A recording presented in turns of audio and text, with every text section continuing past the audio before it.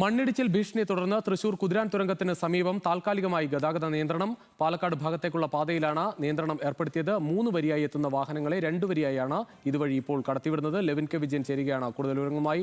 Levin, അന്നും ചില പ്രശ്നങ്ങൾ അവിടെ ആ കുതിരാൻ ഭാഗത്ത് ഉണ്ടായിരുന്നു. ഇപ്പോഴത്തെ പ്രശ്നം ഏത് രീതിയിലാണ്?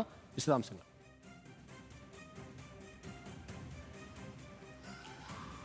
രുചീഷ്, മഴ വീണ്ടും ശക്തമാകുന്നു എന്നുള്ള മുന്നറിയിപ്പ് കൂടി ലഭിച്ചതിന്റെ പശ്ചാത്തലത്തിലാണ് കുതിരാനിൽ ഇത്തരത്തിലുള്ള സുരക്ഷാ സംവിധാനങ്ങൾ കൂടുതൽ വിപുലപ്പെടുത്തുന്നത്. ജില്ലാ കളക്ടർ കഴിഞ്ഞ ദിവസം നാഷണൽ ഹൈവേ അതോറിറ്റിക്കും വനംവകുപ്പിനും ഇത് സംബന്ധിച്ചുള്ള ഉത്തരവുകൾ കൈമാറിയിരുന്നു.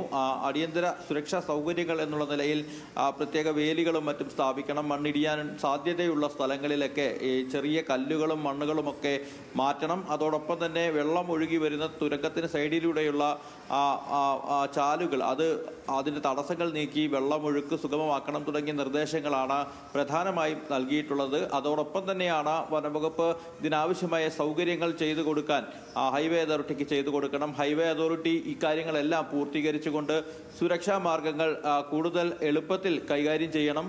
പ്രത്യേകമായ ഒരു വനംവകുപ്പ് ഒരു DFOയ്ക്ക് ഇക്കാര്യങ്ങൾ ഏകോപിപ്പിക്കുന്നതിനായി ഒരു ചുമതല നൽകണം തുടങ്ങിയ കാര്യങ്ങളായിരുന്നു ജില്ലാ കളക്ടർ നിർദ്ദേശമായി ഉത്തരവിലൂടെ നൽകിയത്. അതിനുശേഷമാണ് ഇപ്പോൾ വീണ്ടും അവിടെ ഗതാഗത നിയന്ത്രണം നേരിയ തോതിൽ ഇപ്പോൾ നടത്തിയിരിക്കുന്നത്. തൃശൂർ ഭാഗത്ത് നിന്നും പാലക്കാട് ഭാഗത്തേക്ക് പോകുന്ന കുതിരാന്റെ മുഖത്താണ് ഇത്തരത്തിൽ മണ്ണിടിച്ചിലുണ്ടായത്. അവിടെ കഴിഞ്ഞ ദിവസം ജിയോളജി വകുപ്പും കേരള വനഗവേഷണ കേന്ദ്രവും അടക്കം KFRIയും അടക്കമുള്ള പ്രത്യേക വിഭാഗങ്ങൾ അവർ നേരിട്ടെത്തി അവിടെ പരിശോധന നടത്തുകയും ചെയ്തു. ഫയർഫോഴ്സിന്റെയും പോലീസിന്റെയും മറ്റും പരിശോധനകളും കഴിഞ്ഞ ദിവസം നടന്നിരുന്നു. ഇതിന്റെ എല്ലാം കൂടി അടിസ്ഥാനത്തിൽ മഴ ശക്തമായി കഴിഞ്ഞാൽ വീണ്ടും